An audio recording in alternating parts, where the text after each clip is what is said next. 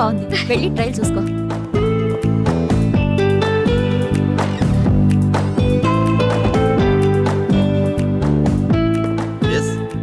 Try చేయొచ్చా? Sorry, under వేసి trial ఉండదండి. కొంటే ఒప్పుకుంటారా? షూర్. బిల్ రాయండి. ఓకే.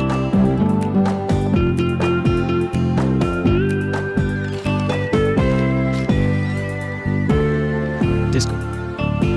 Thank you. ఓకే.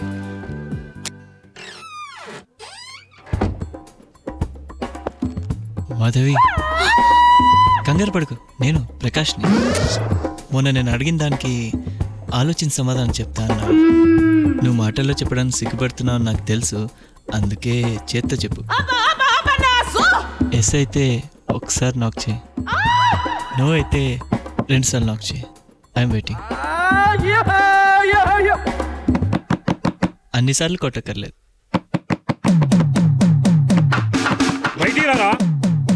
తలుపులు కాదు, ఇల్లు పడతాను. మీరు అది నా question. Sorry sir, sorry madam. బాగా నటిస్తున్నావే, సినిమాలో ట్రై చేస్తున్నావా? నువ్వు కదా లోపల ఉంది. నా మాట వినండి. సారీ సార్, పొరపాటైపోయింది, క్షమించండి.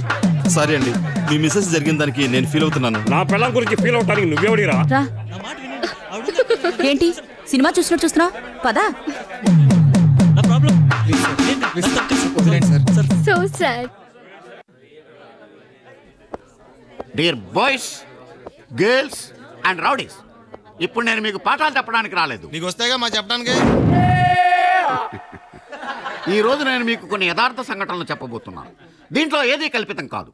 బెంగళూరు నుంచి ఇంటికి వచ్చిన నన్ను మా ఆవిడ దిష్టి తీసి లోపలికి తీసుకెళ్ళింది. నా చేతిలో ఉన్న కప్పు చూసి బ్యాగ్ మర్చిపోతే మర్చిపోయారు, ఈ కప్పు తెచ్చారు అంతే చాలు అంది. ఇన్నాళ్ళు మీరు చేసిన అప్పులు తప్పులు అన్నీ ఈ కప్పుతో పోయాయి అని తెగ ముచ్చట పడిపోయింది. బాబిచ్చాడనుకున్నావా? మా పుట్టింటోళ్ళు ఇచ్చింది కప్పు చూసావా? ఇంకోసారి కప్పు మాట ఎత్తామంటే ఆమె ఆనందం చూశాక నాకు కళ్ళల్లో నీళ్ళొచ్చాయి. అదే కప్పుతోటి ప్రిన్సిపాల్ గారి దగ్గరికి వెళ్ళాను. ఆయన లేచి నన్ను కౌగులించుకుని, ఎంఎస్ గారు, స్టూడెంట్స్ మిమ్మల్ని మూలశంక మాస్టర్ అనొచ్చు, కానీ ఈ కాలేజీకి మీరే మూలస్తము అన్నారు. Good morning sir. ఎవరు? నేను సార్, ఎంఎస్. మీకోసమే చూస్తున్నాను, రండి. ఎలా ఉంది సార్? ఆ సొట్టేంటి? సొట్టపడిందా? నీకసలు సిగ్గు, శరం, బుద్ధి, జ్ఞానం, రోషం, పౌరుషం, మానం, మర్యాద ఏమైనా ఉన్నాయా?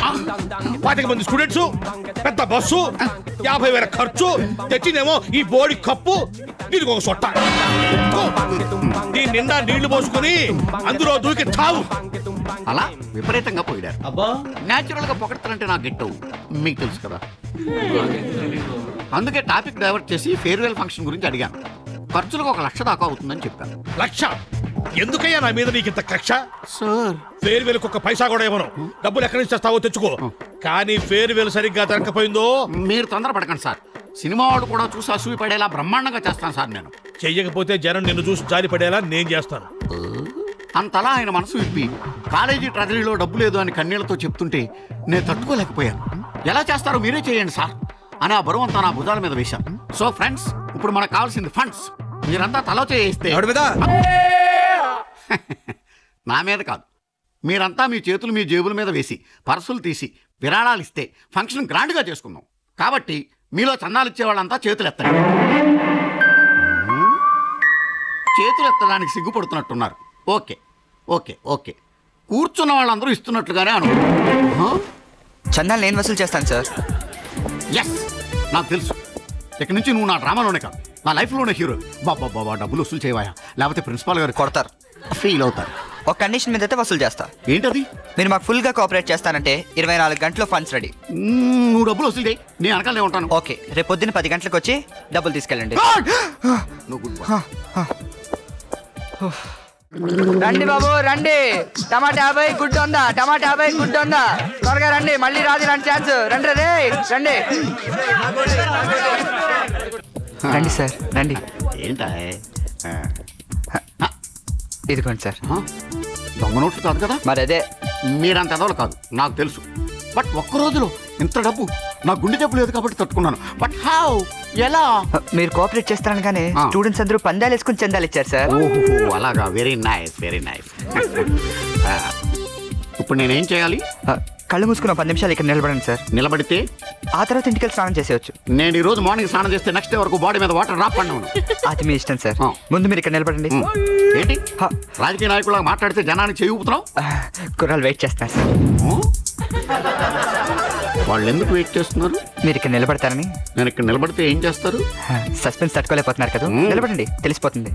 నేను నిలబడితేనే ఎంత ఇచ్చారంటే కూర్చుంటే ఎంత ఇస్తారు, పడుకుంటే ఎంత ఇస్తారు, అసలు ఎందుకు ఇస్తారు, దేనికి ఇస్తారు, ఇచ్చిన తర్వాత ఏం చేస్తారు? వాడి చేతిలో ఏంటి టమాటో ఉంది? ఏంటి మీరు కోఆపరేట్ చేస్తారన్నారు కదా అని కోడిగుడ్లు టమాటాలు అమ్మాను సార్. వాటితో ఏం చేస్తారు? ఆమ్లెట్లు వేస్తారా? మీ మీద వేస్తారు సార్. మిమ్మల్ని కోడిగుడ్డుతో కొట్టాలంటే 100, టమాటాతో కొట్టాలంటే 50 అని రేట్ పెట్టాను సార్. అందుకే ఇక్కడ నుంచోమన్నావా? మీరే కదా సార్ హెల్ప్ చేస్తాన్నారు. కట్టడం కుర్చీలు సత్తడం చేస్తాం కానీ మీరు నుంచోండి, గుడ్డెట్టు కొడతాం, నచ్చితే నాకండి లేకపోతే కొడుకోండి అంటే సార్. మీ పేరు చెప్పమేశాక మీరు వెళ్ళిపోతే వాళ్ళు ఊరుకోరు సార్. ఈ ఐడియా ఎవరిది? నాదే. ఎంజాయ్.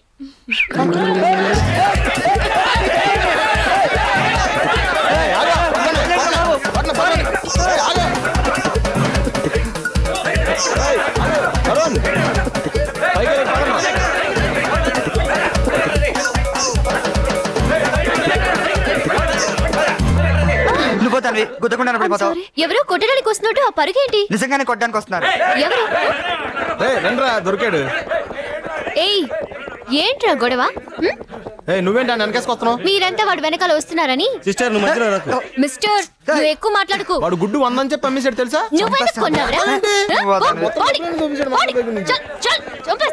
అమ్మో ఇది లేకుండా నేను బతకగలనా? ఆ మాట తనతో చెప్పావా? ఏ మాట?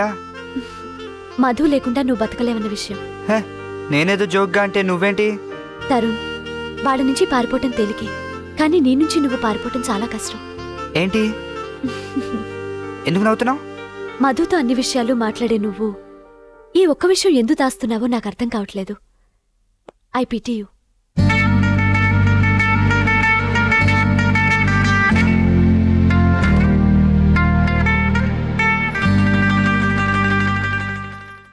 ఏంటి ఇటీ రుకు? ఇంకేంటి? మీ బావనికి అసలు ప్రేమిస్తున్నాను అని ఎలా చెప్పాడు? ఆడు మనిషి బొగ్గులా ఉంటాడు గాని సిగ్గెక్కువ. ఓ రోజు నేను ముగ్గేసుకుంటుంటే వచ్చి నా చెయ్యి పట్టుకుని పెరట్లోకి తీసుకెళ్లాడు. అప్పుడు మా పక్కింటి సుబ్బలక్ష్మి సుబ్బారావు గారు కొత్తగా పెళ్లి చేసుకుని వచ్చారు. వాళ్ళిద్దరూ మల్లె పందిరి కింద కావలించుకుని కబుర్లు చెప్పుకుంటున్నారు. వాళ్ళను చూపించి నువ్వు అలా ఉండొచ్చుగా అన్నాడు. నేను ఎలా కుదురుతుంది అన్నాను. ఏ అని అడిగాడు. సుబ్బారావుతో నాకు పెద్దగా పరిచయం లేదు బావా అన్నాను.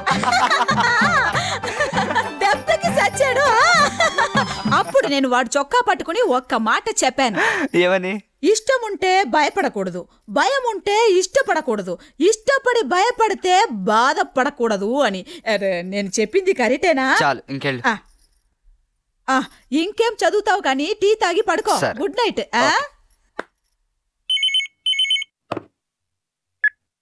హలో, నేను మధుని. నీతో ముఖ్యమైన విషయం మాట్లాడదామని ఫోన్ చేశాను. ఏంటి? ప్రకాష్ మీద నీ అభిప్రాయం ఏంటి? వాడి మీద నాకు అభిప్రాయం లేదు. జోకులు కాదురా, ప్రకాష్ ని చూస్తుంటే జాలేస్తుంది. నిన్న మమ్మీ వాళ్ళతో షాపింగ్కి వెళ్తే నాతో మాట్లాడాలని తెగ ట్రై చేశాడు. ఆ కంగారులో ఎవనో నేననుకుని మాట్లాడి తిట్లు కూడా తిన్నాడు. పాపం. వింటున్నావా? అసలు ఎవరైనా ఇలా వెనకాల పడితే మామూలుగా అమ్మాయిలకి కోపం రావాలంట, కానీ నాకు ప్రకాష్ అంటే కోపం రావట్లేదు. ఎందుకు ఇలా అవుతుందని ఇందాక నుంచి నిద్రపోకుండా ఆలోచిస్తున్నాను. చూస్తుంటే ప్రకాష్కి నేను ఓకే చెప్పేస్తానేమో అని అనిపిస్తోందిరా. వెంటనే నువ్వు గుర్తుకొచ్చావు. ఇలాంటివి నీతో తప్ప ఇంకెవరితో మాట్లాడాలి, అందుకే ఫోన్ చేశాను. ప్రకాష్కి ఏం చెప్పమంటావురా? నాతో చెప్పింది చెప్పు. కానీ భయం వేస్తోందే. ఇష్టం ఉంటే భయపడకూడదు, భయం ఉంటే ఇష్టపడకూడదు. వావ్, ఏం చెప్పావురా? అయితే రేపే చెప్పేస్తున్నాను. బట్ ఆ టైంలో నువ్వు నా పక్కనే ఉండాలి. ఉంటావు కదా?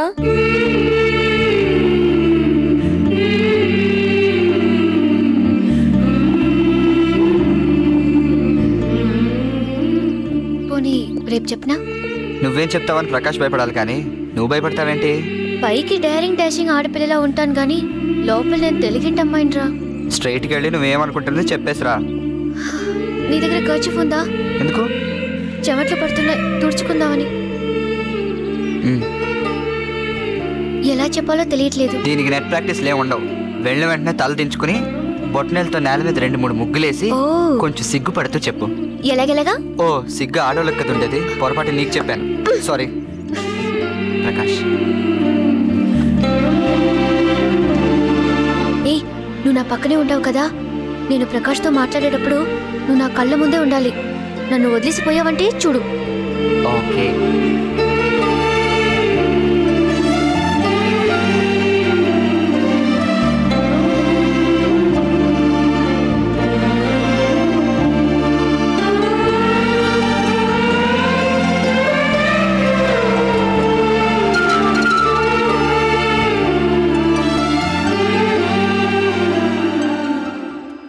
నేను బాగా ఆలోచించాను. శుక్రియా. వాట్? శుక్రియా అంటే ఏంటో తరుణ్ అడుగు చెప్తాడు.